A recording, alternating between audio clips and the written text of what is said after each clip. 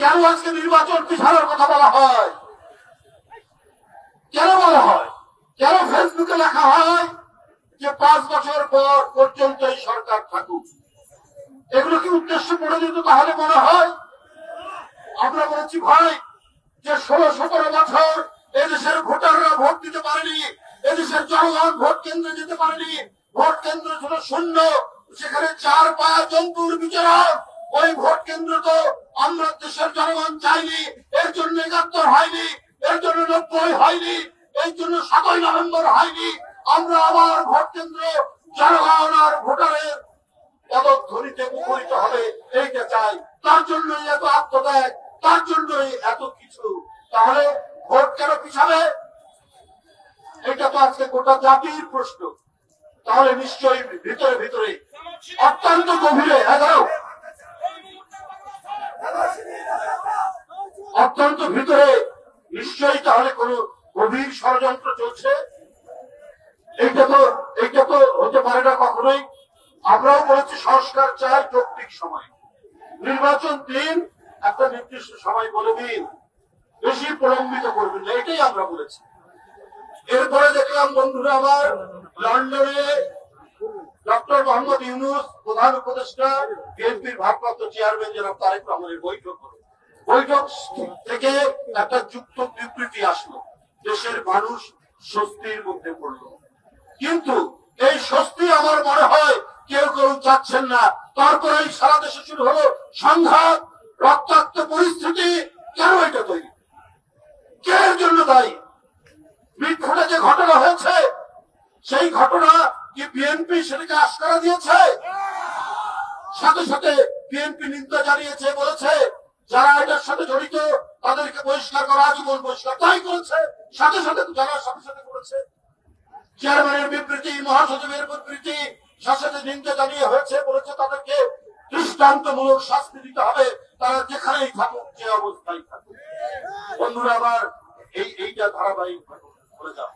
এটা তো শেখ হাসিনার আমল নয় যে নারায়ণগঞ্জের মাফিয়া, ওই কক্সবাজারের গডফাদার আর অন্য নাটোরের গডফাদার, তাদের জন্য শেখ হাসিনা পার্লামেন্টে তাদের পক্ষে কথা বলতেন। আর তারেক রহমান প্রতিদিন দলের যদি নামে কেউ চাঁদাবাজি করেছে, কেউ যদি অন্যায় করেছে, তাহলে সাংগঠনিক শাস্তি ব্যবস্থা, কেউ বহিষ্কার হচ্ছেন, কেউ আত্মহতি পাচ্ছেন, কারো পদ স্থগিত করা হচ্ছে, অথবা আমরা নিজেরাই পুলিশকে বলছি তাদের বিরুদ্ধে মামলা দিন, অথবা নিজেরাও আমরা মামলা দিচ্ছি। এই তো তারেক রহমান। আর তাকে কেন আজকে এই মিটফোটের ঘটনায় তার জন্য তার বিরুদ্ধে স্লোগান দিচ্ছেন কুরুচিপূর্ণ? কেন দেশনেত্রী বেগম খালেদা জিয়া 6-7 বছর কি ভয়ঙ্কর নিপীড়নের মধ্যে, একটি বদ্ধ ঘরে, অন্ধকারাচ্ছন্ন ঘরের মধ্যে, যেখানে নিঃশ্বাস নেওয়া যায় না, সেই ঘরের মধ্যে বন্দী করে রাখলো শেখ হাসিনা। তার প্রতি গোটা জাতি, কোটি কোটি মানুষ যার প্রতি সহানুভূতিশীল, তার বিরুদ্ধে আপনারা কুরুচিপূর্ণ কথা বলছেন। তারেক রহমান তাদের হাসিনার আন্দোলনের ফসল আপনার ছাদের উপর তুলে তাকে ফেলে দিল, তার কোমর ভেঙে গেল।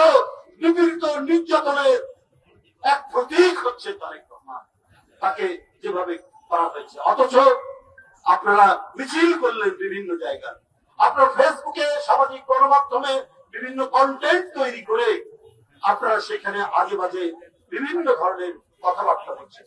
তারা আমার একটি বক্তব্য আছে, আপনার খুলনায় বিএনপির একজন যুবককে গুলি করে তার পায়ের রক কেটে দিলেন। পায়ের রক কাটে কারা? সবাই জানে পায়ের রক কাটে। তাহলে আমার কাছে ওই সমস্ত ভাইদেরকে বলে যাও, ওই সমস্ত ভাইদেরকে বলি, আরে কোথাও কোনো ঘটনা হলে, যে ঘটনা মিটফোটের সামনে হৃদয় বিদারক ঘটনা ঘটেছে, তার জন্য তো সব সময় যে কোনো হত্যাকাণ্ড, রক্তপাত সরকারকে অভিযোগ করে।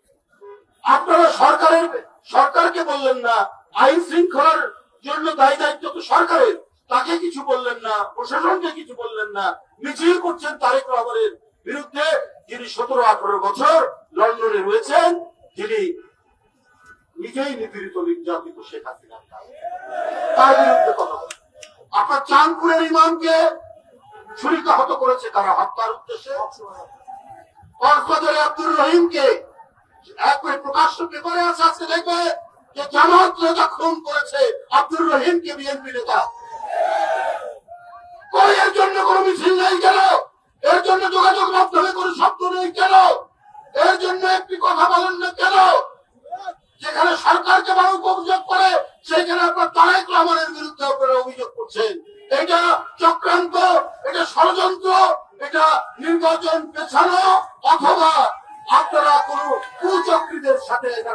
কুচক্রীদের সাথে আপনারা সম্পর্ক রাখছেন। বন্ধুরা আমার, এই কারণেই আজকে আন্দোলনের শক্তি।